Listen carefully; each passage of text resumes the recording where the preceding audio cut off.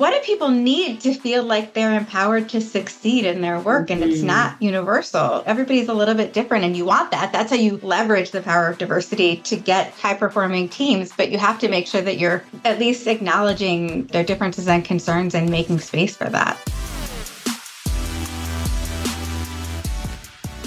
Welcome to the Optimized Workplace. I'm your host, Fran Dean Bishop, where our discussions with influencers, experts, and innovators are helping transform the well-being and sustainability of today's workplaces and spaces.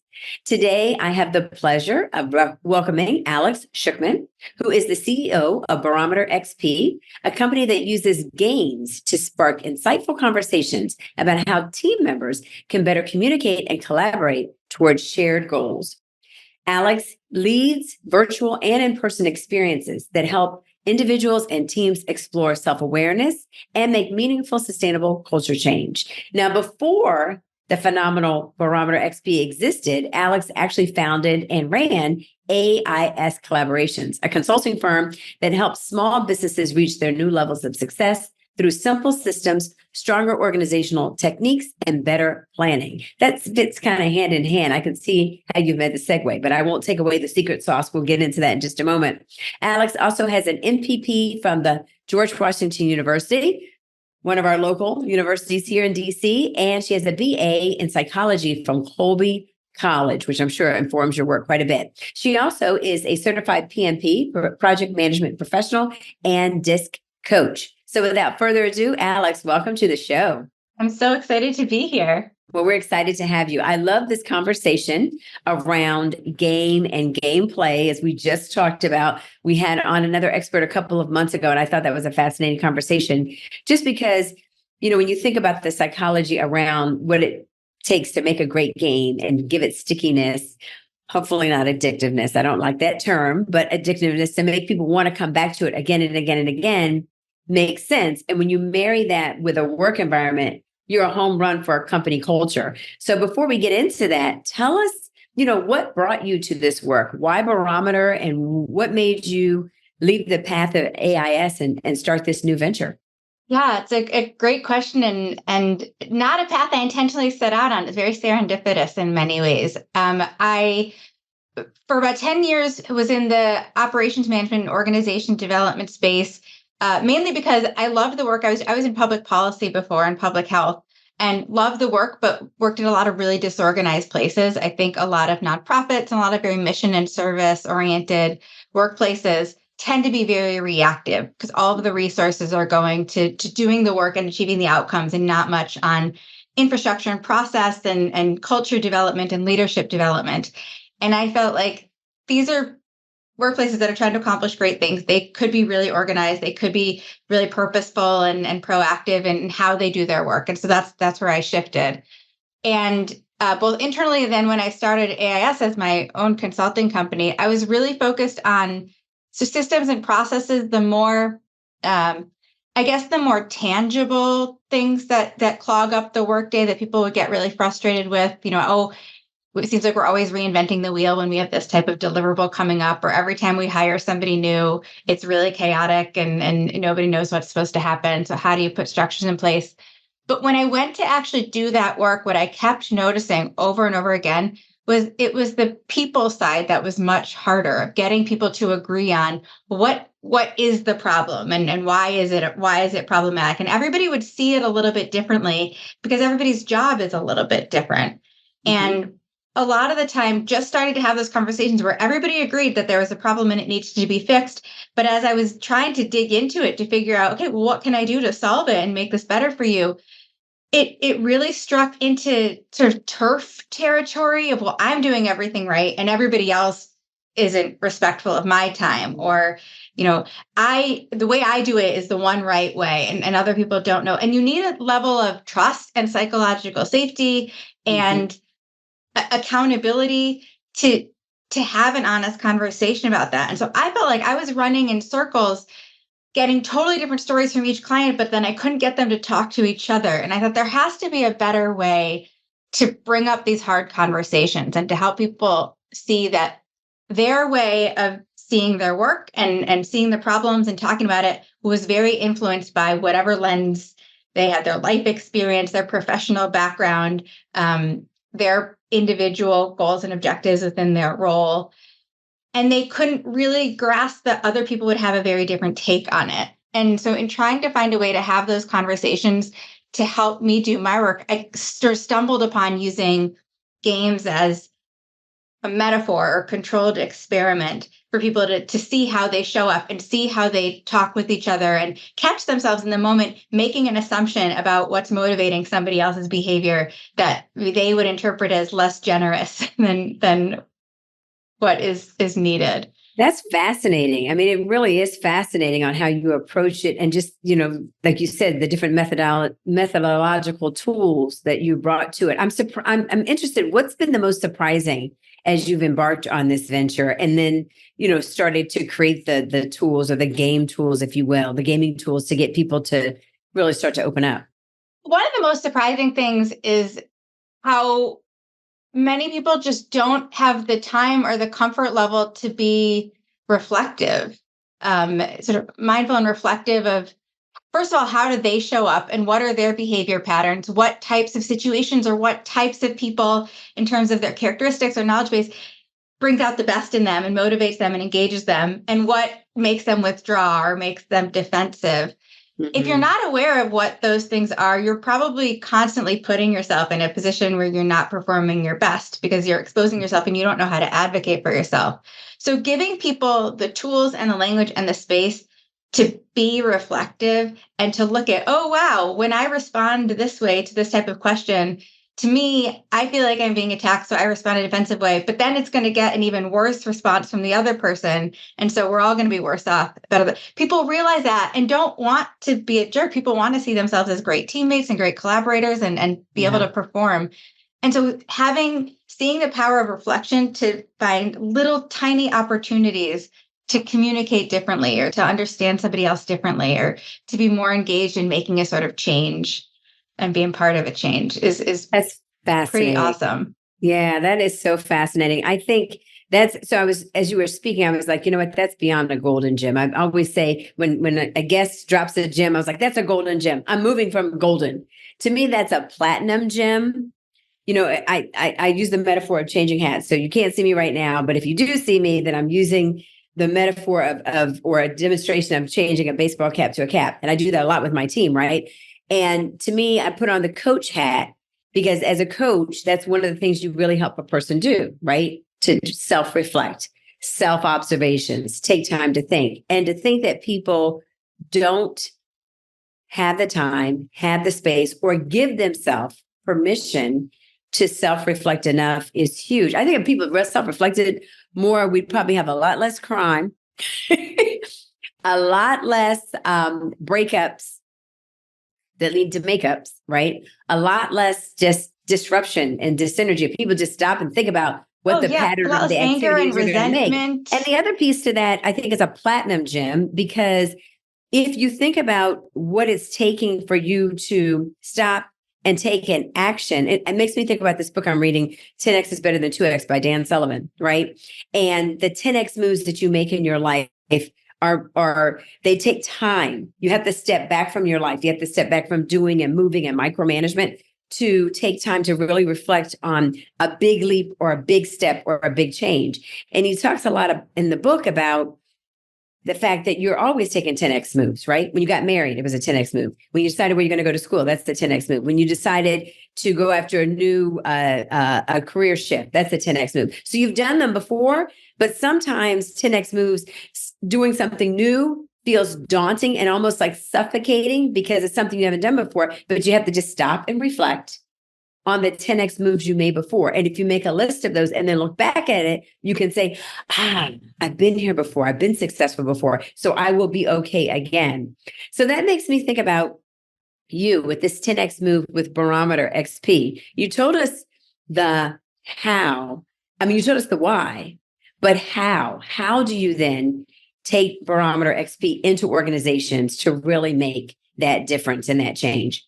Yeah, so one of my co-founders, Peter Williamson, is a game designer. He has a design background, and not video games or computer games. It's not gamification, but he has a really keen understanding of game mechanics. So that's, what are you actually doing in a game? Is there a guessing component? Is there a timer component? Is there a bluffing component? There's dozens and dozens, probably hundreds of little mechanics in games.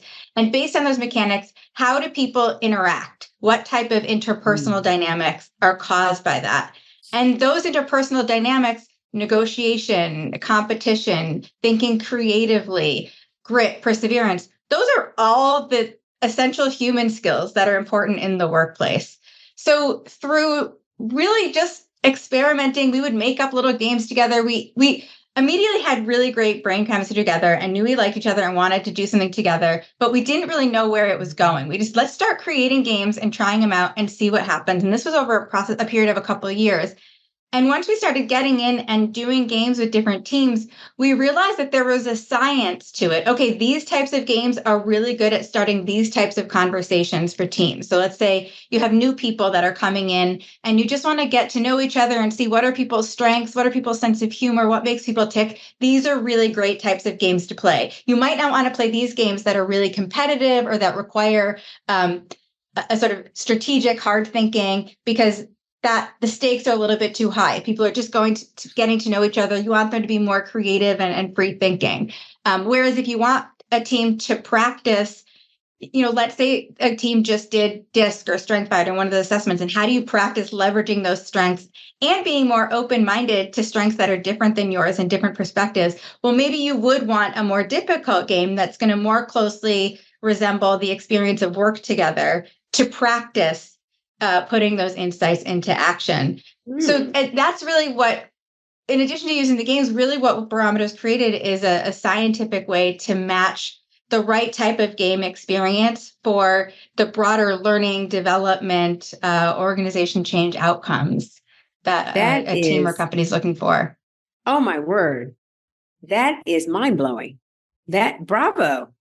That kind of immediately leads to then. So if a company, somebody's listening to the podcast now, and they're having, let's paint a scenario. So I'm having real issues around communication. Duh.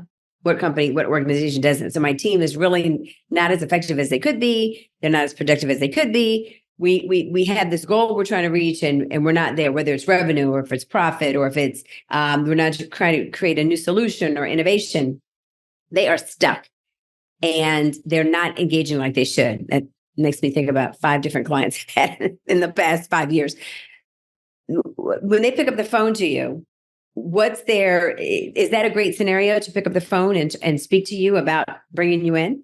Yeah, absolutely. And usually what we do is we have an assessment that we've created to really get into what's the employee experience. And people have all the words that they'll use, but people use words that's different ways, and they might have said things. So it's a really quick assessment that basically assesses the team on 9 different dimensions. How included do people feel? Can they show up as their authentic self? Can they voice their ideas? Do they feel like they have a clear path for how to grow in their role? All of these detailed questions. And based on what the responses are, we would say, okay, overall, this team is really aligned on these dimensions of their culture, but not so aligned. And these ones are seen more as pain points. So maybe we'll go in and address some of those. So communication and clarity are some of the biggest pain points that come up. And even it's fascinating, if you go in and do a game, even just in how you set up the instructions can bring about really powerful insights among a team. Some people want to hear every little detail of the instruction before they start playing. They have to have the I's dotted, like everything has to be really clear. Some people are like, let's just figure it out as we go along, whatever, if we mess up the first time. But that same approach is going to affect how people work. And if you don't know that, if you have a team of people where half of them are really, really cautious and want to know exactly what they're getting into before they start, and the other half is like, yeah, we'll figure it out and we can always go back, that's going to show up as tension, not just a communication challenge, but real tension and conflict. That is fascinating, Alex. I knew this was going to be an interesting conversation, but it's fascinating. So she dropped another platinum nugget. I hope you guys were paying attention. And if you are a manager or a CEO or COO, or lead teams, notice the point she made. Employee experience is different things to different organizations, and it comes down to different alignment structures. So a lot of people come on the Optimized Workplace and talk about employee experience. But what I just took from what you said is that as you're defining that, it's multiple levels, right? So it could be the game and how people approach problem solving. That's one nugget. But it could also be this piece, as you just said, about the path of growth. You also mentioned inclusivity, feeling included. So there's lots of different things that are nuggets around the cultural experience. And I think sometimes, as managers, team leads, CEOs, whatever, we sometimes approach it as, well, I've got the cultural experience or the employee engagement or the employee experience wound around X, which you could. But to me, as you painted that picture, it's kind of like building a house or thinking about your house. So you may have great structure and bones, but you haven't done anything around interior design. Or maybe you've done great interior design, but you haven't done anything around plumbing. Or you have great plumbing, but you haven't done anything around the electrical. All of that is the functionality of the house. So all of those pieces you just said are the functionality of the employee experience, right? Yeah. And every leader is going to be, okay, for me, the plumbing and the electricity is the most important thing. I don't care as much about the interior design, which, okay, that's a leadership style. But if everybody on your team is like, where are the pillows and the drapes don't match? And, if everybody thinks that's important, well, how are you addressing that? How are you setting them up for success? Or, are you able to understand what their needs are and to give it to them? And I think that's what's really missing in a lot of leadership development and team development is just, what do people need to feel like they're empowered to succeed in their work? And it's not universal. Everybody's a little bit different, and you want that. That's how you leverage the power of diversity to get such high performing teams. But you have to make sure that you're at least, if not fully addressing people's needs, at least acknowledging, their differences and concerns and making space for that. You mentioned something, Alex, which I think that resonates a lot with leaders around how you develop people. You mentioned the word high potential, right? How can you use this gaming methodology, bringing gaming into your company culture to really affect strengths, maybe, identify weaknesses, but really help your high potential employees develop further? Yeah. I mean, our big philosophy is that games should be a regular part of a team's ongoing development and evolution, because every game is going to be different. And we see 3 levels of depth that you can get from game. One is just the value of spending time together outside of the high pressure work and getting to know each other as people and, understanding strengths and ideas and becoming more comfortable with each other. You need that level of trust and comfort in order to get through the more difficult times. The middle layer is bringing that level of mindfulness to, oh, wow, Fran is really good when it comes to solving puzzles where you have to look at information from a lot of different ways and get persistent. Whereas I get really frustrated and just want to shut down. And so I know that I'm going to go to Fran when this type of thing comes up. And so getting to see how people show up and what they bring, what ideas, what strengths, what triggers show up in different situations is really valuable for a manager to see and get ideas for, is there a new process we need to put in place? Should we be structuring meetings a little bit differently so that there's time for people to share ideas in a different way or to address feedback that's come up? And then the deepest level is looking at, how is this team performing across these games? Are there any patterns? Is there a sign that maybe people aren't good at holding themselves accountable and we need to do some sort of culture work, or maybe put in a new process about accountability? Or maybe people really like communicating via conversations, but most of our communication is over Slack. So do we need to build in some more synchronous voice? Do we need different tools or processes? So for a manager, watching how your team shows up and how they succeed and how they stumble within the context of the game is going to give you really great ideas for how to lead and manage both individuals and the team as a whole to continue to help the team grow and evolve. Yeah, I think the more you talk, I can see this being a phenomenal tool. This is one of those tools that it's like, oh my gosh, why were we not doing this before?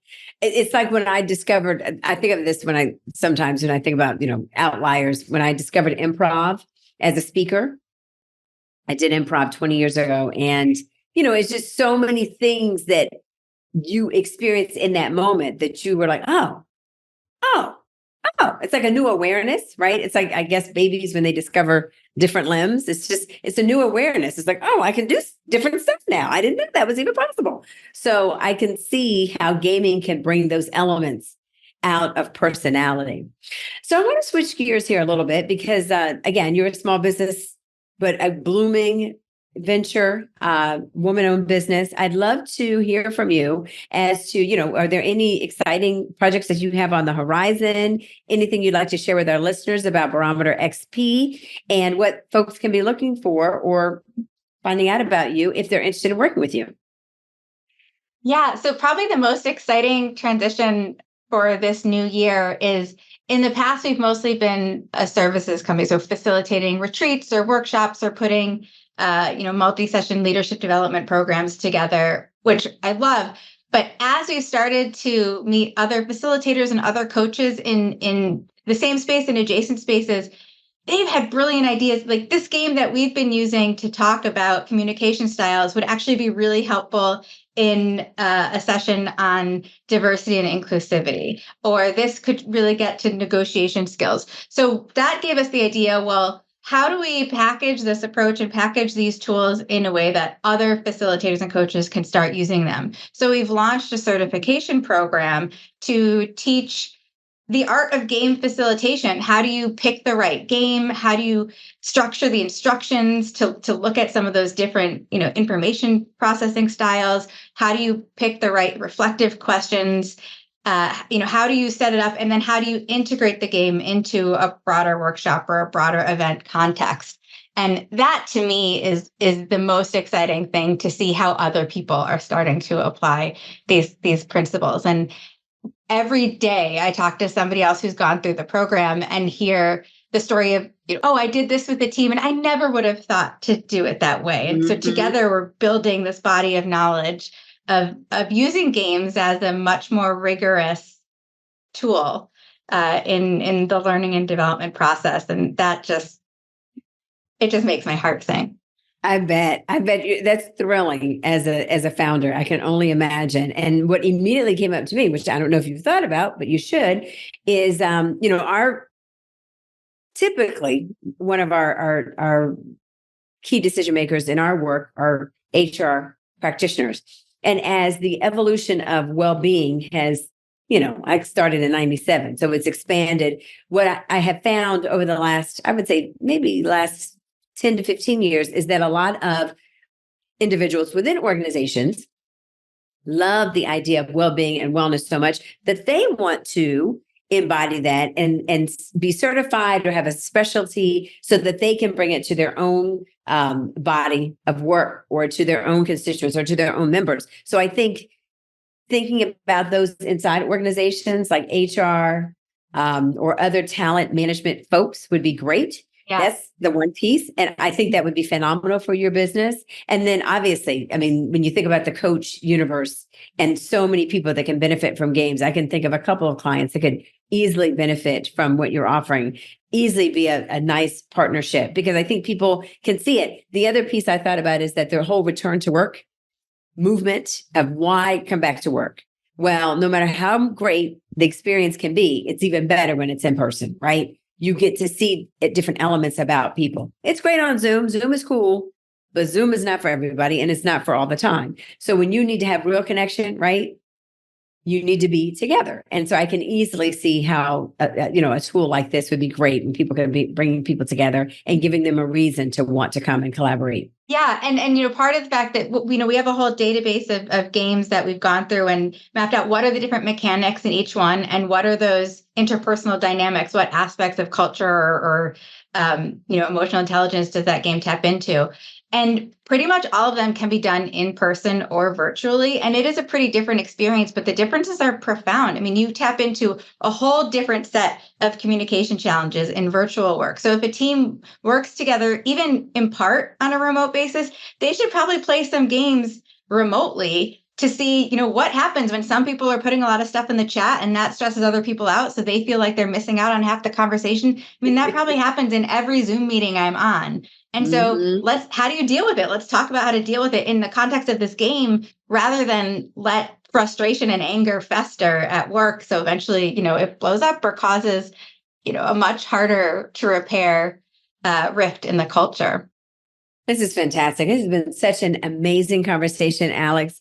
I'm so excited to hear about your company and to see how we can collaborate and even support the growth of Barometer XP. I applaud what you're doing. I think it's fantastic. And I could see, having worked with countless cultures and employee groups over the years, it is much needed. So I applaud you on that as well. So as we wrap things up, I'm asking all guests this year, and I'd love to ask you, what is your embodiment of well-being when it comes to your life overall? And if you have a game perspective to it, that's great too. But what are you going to do to embody well-being for yourself this year? Oh, that's a great question. There's two things. One is boundaries. This is my year. You have big ambitions with the company, but I can get really sucked in and make my whole life and all of my mental energy go to work. And maybe for a few weeks that feels really energizing, but then in the long run, it's really draining. So I'm really trying to put clear boundaries on how many hours I work and make sure I have plans on evenings and weekends so that I can do be with other people and do other things that enrich other parts of my brain. I take a dance class every week, which is like therapy. It's like the best. So that's one thing. And then just trying to practice what I preach is be really mindful of when a conversation or when I'm in a situation that is, I don't feel good in it. What is that? What's the opportunity for me to learn and grow? And, what assumptions am I making about what's motivating other people, what's motivating myself, and how do I, not run away from emotions, but really lean into them to work through how to feel better in different situations.